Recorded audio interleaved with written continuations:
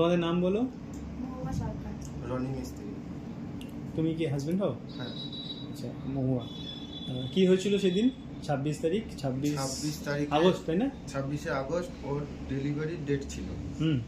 তা সিজার হয়েছিল হসপিটালে।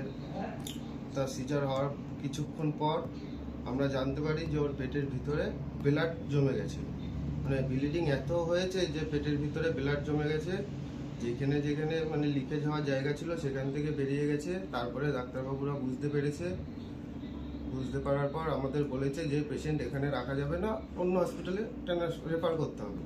তা সেই বড় হসপিটালে, যে কোনো বড় হসপিটালে ট্রান্সফার করতে হবে। সেই সূত্রে আমাদের মনে হলো যে আইকিউ সিটিটাই বেস্ট হসপিটাল হবে। ওখানে নিয়ে গেলাম রাত 8টা নাগাদ। 8টা নাগাদ নিয়ে যাওয়ার পর সিজার কখন হয়েছিল? সিজার হয়েছিল আপনার দুপুর 3টে নাগাদ। ওই দিনই, তাই তো? ওই দিনই 26 তারিখে সিজার হয়েছিল। তারপরে আমাদের 6টা নাগাদ ওখান থেকে ফোন করে বললো যে পেশেন্টের কন্ডিশন খারাপ, এরকম ব্লাড জমে গেছে, আপনাদের তাড়াতাড়ি কোনো একটা ব্যবস্থা নিতে হবে। তাই আমরা তখন ব্লাড কোথায় জমেছিল কি বলেছিল? পেটের মধ্যে জমেছিল। আচ্ছা, ঠিক আছে। সেলাইয়ের জায়গা নাকি? সেলাইয়ের জায়গায় বা পুরো পেটের অংশটা, ভিতরের যে অংশটা ওইটাই পুরো ব্লাডটা জমেছিল, অনেক ব্লাড ক্ষরণ হয়েছে। তারপরে আমাদের বললো ওখানেও কি ব্লিডিং হচ্ছিল সেলাইয়ের জায়গা থেকে, তারপরে পেচ্ছাপের জায়গা থেকে, ওখান থেকে ব্লিডিং হচ্ছিল। তা সেই কারণে আমাদের বললো যে অন্য হসপিটালে রেফার করে নিতে। তাই আমরা আইকিউ সিটিতে রেফার করলাম। ওখানে 8টা নাগাদ রেফার করার পর যা ফর্মালিটি ছিল আমরা পূরণ করতে করতে ডক্টরবাবু এলো, ডক্টর সুদীপ্ত জানা স্যার এলো, এসে আমাদের সাথে আলোচনা করলো যে পেশেন্টের কন্ডিশন খুবই খারাপ, এই যে পর্যায়ে আছে ওখান থেকে ফিরিয়ে আনা আমাদের পক্ষে সম্ভব না, তাও ভগবানের উপরে ভরসা রেখো, যা হয়। তারপরে তুমি ওখানে গেলে ডাক্তারবাবু কি বললো? দেখালো তোমাকে তো যে সিচুয়েশনটা? ডাক্তারবাবু আমাকে ওর সিচুয়েশনটা পুরো দেখালো, যে ব্লাডটা কেমন করে বেরোচ্ছে, কোথা থেকে কি বেরোচ্ছে না বেরোচ্ছে সবই দেখালো।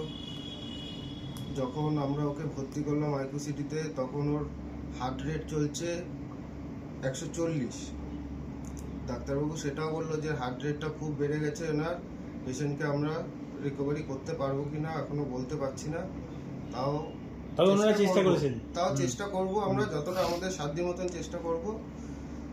বাদ বাকিটা ভগবানের উপরে আর নিজেদের উপরে আস্থা রাখতে হবে। সেখান থেকে আমার পেশেন্ট রিকভারি হয়েছে। ওখানে রক্ত দিতে হয়েছিল? ওখানে সাদা রক্ত, লাল রক্ত দুটোই প্রয়োজন হয়েছে। আমরা ওখানে অপারেশন কত রাতে হলো? অপারেশন হয়েছে রাত 11টা থেকে 1:30 পর্যন্ত।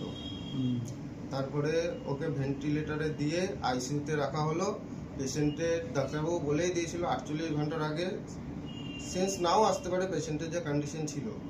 তাই সেই সূত্রে পেশেন্ট তাড়াতাড়ি রিকভার করেছিল ভালো ট্রিটমেন্টের কারণে। এর জন্য আমরা ডাক্তারবাবুর কাছে খুবই কৃতজ্ঞ।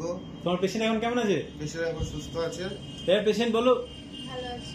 কেমন আছো? ভালো আছো? সেদিন কিছু জ্ঞান ছিল তোমার? কিছু জ্ঞান ছিল না? কি মনে হয়েছিল? কিছু মনে হয়েছিল? কিছু বুঝেছিলে? না, এখান থেকে তো যাওয়ার সময় হসপিটাল থেকে আইকিউ যাওয়ার সময় আমি ভেবেছিলাম নরমালি আছে, হয়তো এমনি কোনো আছে, সেটাই ভেবেছিলাম। সেটা ব্যথা ছিল নাকি? ব্যথাটা হচ্ছিল? ব্যথা অবশ্য কেটে গেছিল, তার মধ্যে সেলাই করা হয়েছিল, ওর জন্য ব্যথা করছিল। আল্ট্রাসাউন্ড করা হয়েছিল যখন ব্যথা করছিল। তারপরে যখন আইসিইউতে জ্ঞান ফিরলো তখন থেকে বুঝতে পেরেছি যে সিরিয়াস কিছু কন্ডিশন। মনোবল হারালে তো চলবে না। তখন তো মনোবল হারিয়ে ফেলেছিলে। কি মনে হয়েছিল সেই সময়? তখন আমাদের মনে হয়েছিল যে পেশেন্টকে হয়তো আমরা ফিরাতে পারবো না এখান থেকে, কিন্তু ভগবানের কৃপায় আমরা পেশেন্টকে সুস্থভাবে বাড়ি নিয়ে আসতে পেরেছি খুব কম সময়ের মধ্যে। এটাই ডাক্তারবাবু আর আইকিউ সিটির উপরে এটা ভালোবাসা। পেশেন্ট ভালো থাকুক ও সুস্থ থাকুক, তোমরা যেখানে এসেছিলে সেখানে দেখিয়ে নেবে আবার, ঠিক আছে?